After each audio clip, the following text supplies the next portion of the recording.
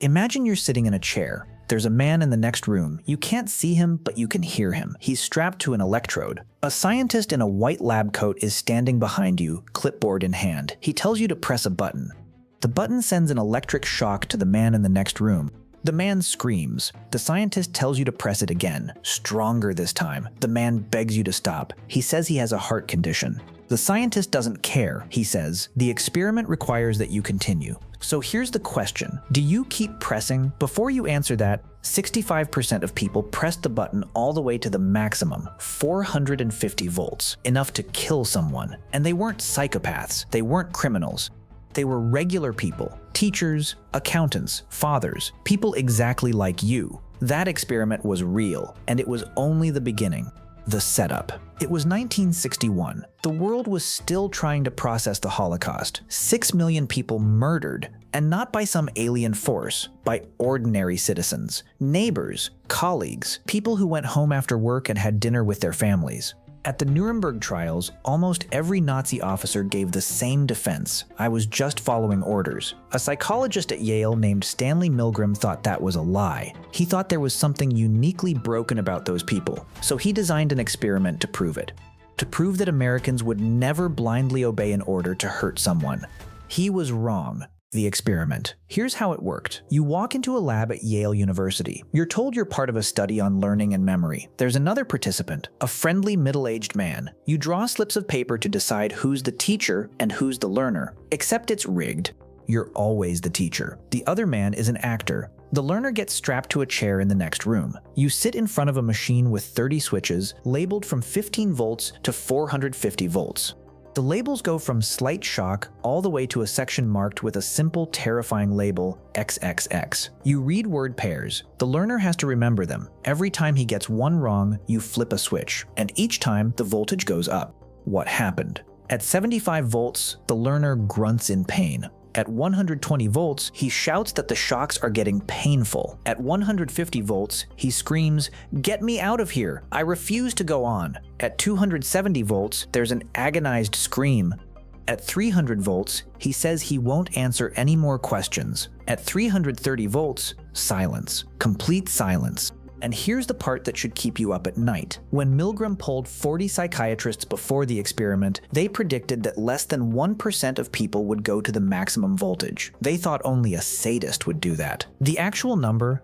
65% went all the way to 450 volts. Every single participant, 100% went past 300 volts. The point where the man in the next room went completely silent. The point where, for all they knew, he could have been dead.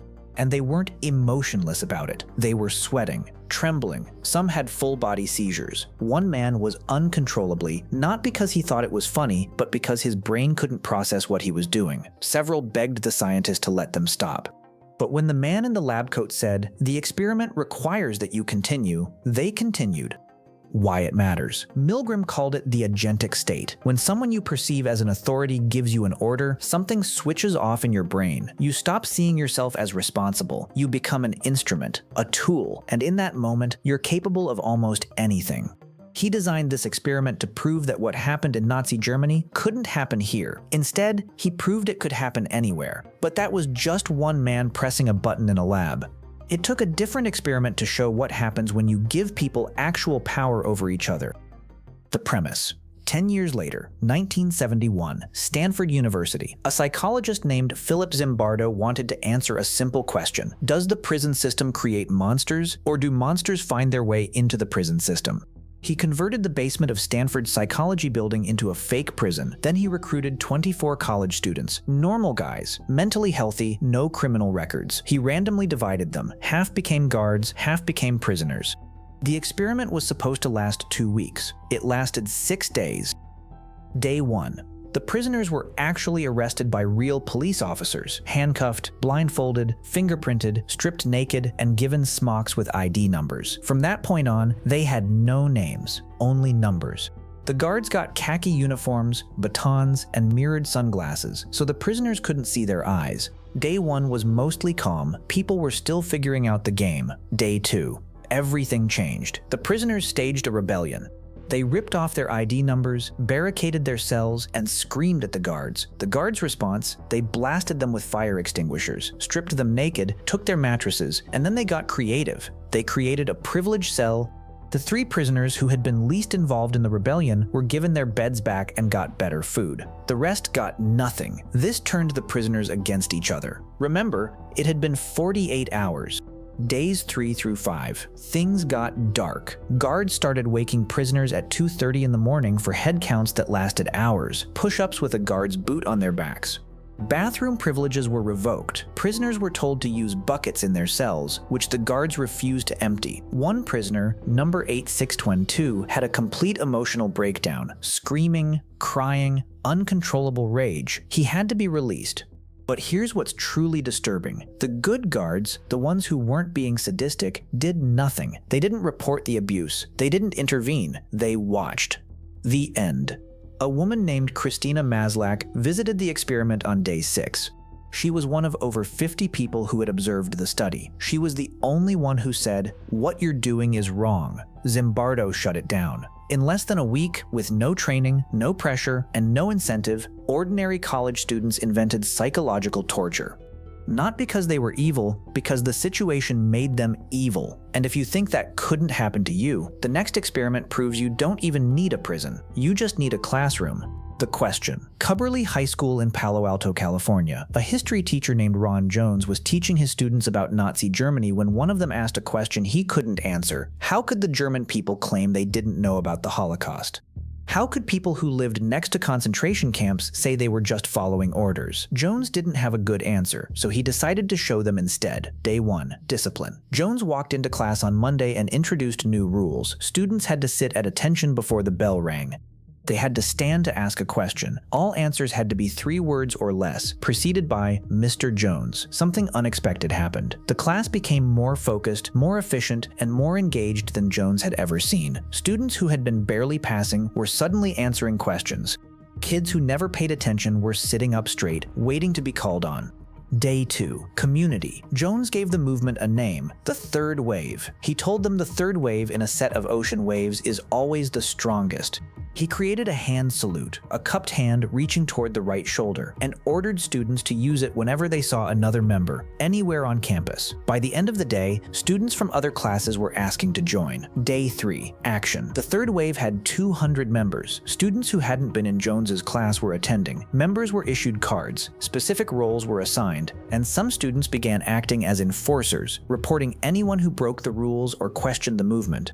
In 3 days, a high school history class had turned into a functioning authoritarian regime. Day 4, the reveal. Jones realized he had lost control. Students were reporting each other. The community had become surveillance. The loyalty had become fanaticism.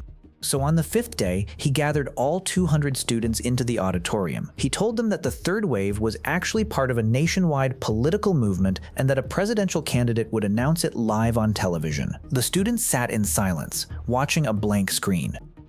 Nothing happened. Then Jones turned off the TV and told them the truth. There was no movement. There was no leader. He played footage of Nazi rallies and said, "This is what you became. In 5 days, you traded your freedom for discipline, your individuality for belonging, and your conscience for orders. You let it happen, all of you." Some students cried. Some sat in stunned silence. None of them, not one, had seen it coming. And if you're sitting there thinking, "I would have seen it," consider this. Those students thought the exact same thing before it started. But there's a 4th experiment, and this one might be the most disturbing of all because it didn't use college students or teenagers. It used 8-year-olds. The day after, April 5th, 1968, the day after Martin Luther King Jr. was assassinated, Jane Elliott was a 3rd-grade teacher in Riceville, Iowa, a small, all-white town where most kids had never met a black person in their lives. She walked into class and asked her students, "Do you know what it feels like to be judged for something you can't control?" They didn't, so she showed them. The experiment. Elliott divided her class by eye color. Blue-eyed children were told they were smarter, cleaner, and better. Brown-eyed children were told they were lazy, slow, and inferior. Brown-eyed kids had to wear fabric collars around their necks so they could be identified from a distance. Blue-eyed children got extra recess. They could go back for seconds at lunch. They sat in the front of the classroom. Brown-eyed children couldn't use the drinking fountain. They couldn't play with the blue-eyed kids. They had to wait in the back. What happened? Within hours, not days, not weeks, hours, the blue-eyed children became cruel. They taunted the brown-eyed kids. They excluded them. One child hit another and said, "That's what you get for having brown eyes." Kids who had been best friends that morning refused to speak to each other by lunchtime. But here's what makes this truly terrifying. It changed their grades. The superior group's test scores went up. The inferior group's scores went down. 8-year-olds literally became dumber because an authority figure told them they were inferior. And they believed it. The next day, Elliot reversed the roles. Brown eyes were now superior. And within minutes, the same thing happened. The new superior group became just as cruel as the old one. The aftermath: when it was over, the children hugged each other and cried. Years later, many of them said it was the most important lesson they ever learned. But Jane Elliott's community didn't see it that way. She was fired.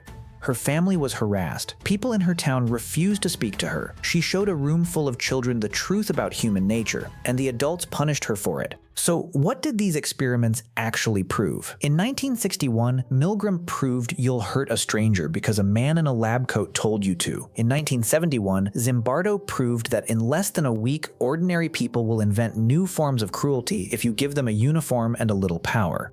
In 1967, Ron Jones proved that an entire student body will march toward fascism in 5 days if you give them a sense of belonging. And in 1968, Jane Elliott proved that 8-year-old children will turn on their best friends within hours if you tell them they're different.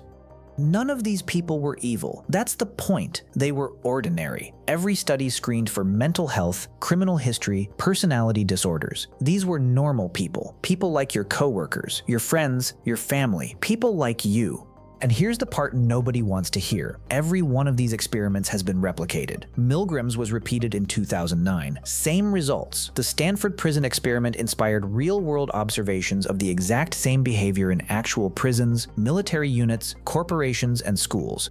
The third wave has been recreated in classrooms around the world with the same outcome every time. We are not more evolved than the people who ran those experiments. We are not better than the participants. The only difference is that we haven't been put in the chair yet. And that should scare you, because the question was never, are humans evil? The real question is, what would it take to make you evil? And the answer, according to every experiment ever conducted on this topic, is a lot less than you think.